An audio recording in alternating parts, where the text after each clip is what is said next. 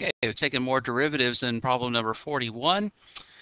When we approach these problems, we want to make sure that the first thing we do is determine what rule we're going to be using. In problem 41, this problem is a product of two polynomials. We've got 3x squared plus 7 times x squared minus 2x plus 3. That's a product, so I'm going to apply the product rule. The product rule says that if I'm taking the derivative of some function times another function, that derivative is the first function times the derivative of the second plus the second times the derivative of the first. So for 41, if we call 3x squared plus 7 our u, and we call x squared minus 2x plus 3 our v, then I can say that f prime of x is equal to u, which is 3x squared plus 7 dv. So that would be the derivative of this trinomial, which would be 2x minus 2, and then plus, and now we need to switch it, and I'll say the second x squared minus 2x plus 3, and then times the derivative of the first function, or the derivative of u, which would be 6x. Okay, and we can leave it just like that unless the problem specifically asks us to simplify it. I'm just going to leave it right there for right now. If we wanted to simplify it, we could FOIL these factors and distribute the 6x and then combine like terms. For our purposes right now, we just want to look at how to take the derivative, so I'm going to stop right there. Problem 45. Number 45, we have a quotient. I've got one trinomial divided by a binomial. That's a quotient, and so we're going to be applying the quotient rule, which says that the derivative of u over v is equal to v times u prime minus u times v prime over v squared, or as we talked about in class, low d high minus high d low over low squared. So let's apply that and take the derivative for 45. F prime of x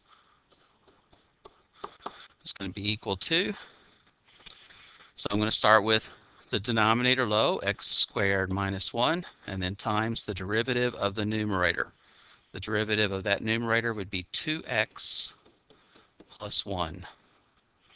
And then minus, and now we reverse it, the numerator, x squared plus x minus 1, times the derivative of the denominator, which would just be 2x. And that's all over the square of the denominator, which is x squared minus 1 quantity squared. Okay. Again, if I want to simplify this, I could FOIL these first two binomials in the numerator, and I could distribute the 2x in the second and combine our like terms and see what I can cancel. Right now, I'm just interested in taking the derivative, so I'm going to stop right there.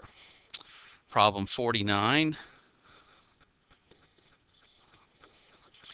Number 49 is another quotient. I've got an x squared over a cosine x. I'm going to apply the quotient rule for number 49. So I'll say y prime is equal to,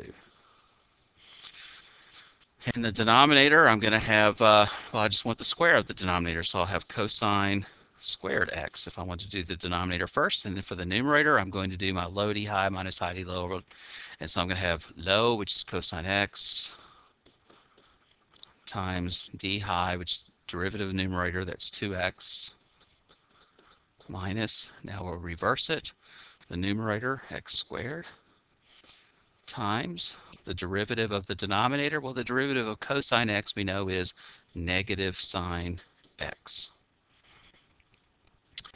And I've taken the derivative. Again, if I was going to simplify it, we could, well, there's not a lot we could multiply out. I could make this a plus in the numerator here, this minus, and the minus in front of the sign would cancel. But still not a lot we could do to simplify that. Okay, so that's some of the basic ones using the multiplication or the product and the quotient rule, and you'll definitely see some problems to apply those rules on your test.